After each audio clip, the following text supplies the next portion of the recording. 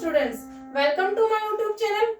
Today we will do question number 6 of exercise 3.2 of class 8th. So now let's start question number 6. Question number 6 has been given us what is the minimum interior angle possible for a regular polygon. Question में कहा गया है कि किसी भी regular polygon के लिए कम से कम यानी मिनिमम कम से कम कितनी एंगल हो सकते हैं. क्वेश्चन में कहा गया है कि किसी भी रेगुलर पॉलीगॉन के लिए कम से कम कितना इंटीरियर एंगल हो सकता है. तो now we solve the question.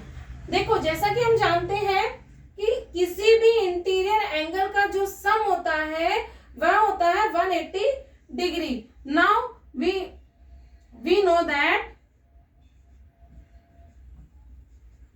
we know that the sum of interior angle is 180 degree. तो अब जो हमारा ये रेगुलर पॉलीगॉन है, रेगुलर पॉलीगॉन का मीनिंग होता है कि जिसकी सभी साइड्स इक्वल हो. ये वाली देन ये वाली, यानी एक क्लोज पॉलीगॉन जिसकी सभी लाइन जो कि लाइन सेगमेंट से बनी हो वह हमारी सेम हो, जिसका सबका मेजरमेंट बिल्कुल सेम हो. तो अब जैसे हमने अगर हम इसकी जगह स्क्वायर में बनाते तो यहाँ पे हम काउंटिंग करते हैं तो यहाँ पे इसकी जो साइड्स है 1 2 3 एंड 4 आ रही है. तो यानी इसका मतलब ये तो नहीं हो सकता मिनिमम, क्योंकि यहाँ क्वेश्चन में मिनिमम पूछा गया है. और अगर यहाँ देखा जाए तो इसकी साइड्स 1 2 एंड 3 यानी इसकी साइड्स कम हो रही. तो हमने इस रेगुलर पॉलीगॉन में इस ट्रायंगल को ले लिया है जिसे हम कहते हैं इक्विलेटर ट्रायंगल. अब इक्विलेटर ट्रायंगल में ये 3 एंगल्स बन रहे हैं तो हम इसे निकाल लेते हैं. 180 डिग्री अपॉन 3, तो ये हमारा हुआ 3 6 18 यानी 60 डिग्री. तो कहने का मतलब यह है कि हमारे रेगुलर पॉलीगॉन की जो सबसे इंटीरियर एंगल के रेगुलर पॉलीगॉन की जो सबसे कम एंगल बनेगा वह बनेगा हमारा 60 डिग्री. तो यही हमारा इस क्वेश्चन का आंसर हुआ.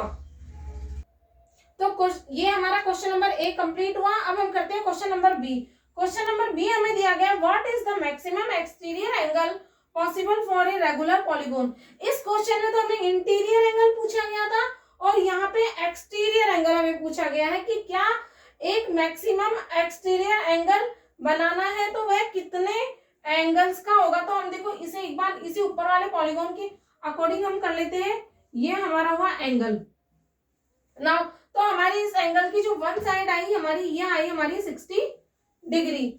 देन यहाँ पे हमारा हम जानते हैं कि ये जो इंटीरियर एंगल होता है ये हमारा अंदर वाला होता है और ये जो एक्सटीरियर एंगल होता है ये हमारा बाहर वाला होता है.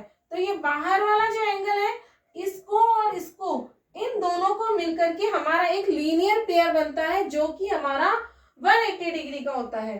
तो ये हमारा जो 180 डिग्री, इसे हम दो तरह से निकाल सकते हैं कि या तो अगर हम इसे 180 डिग्री का ले लेते हैं, ये लीनियर पेयर के अकॉर्डिंग अगर हम निकालते हैं तो लीनियर पेयर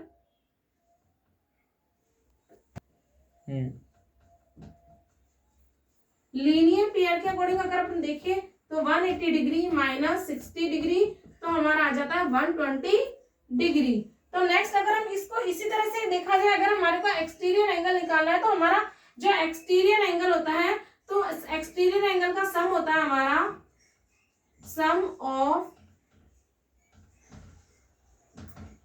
एक्सटीरियर एंगल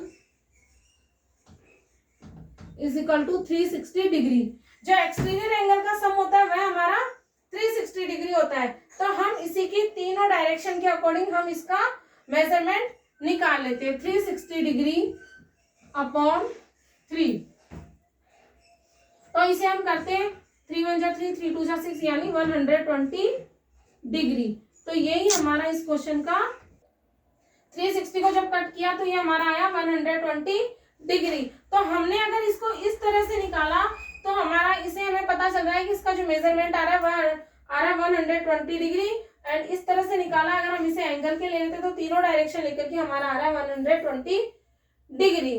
तो इसी के साथ हम नेक्स्ट एक्सरसाइज करेंगे। We will do next exercise 3.3 next video. तब तक के लिए good bye and have a nice day. जय श्री राम।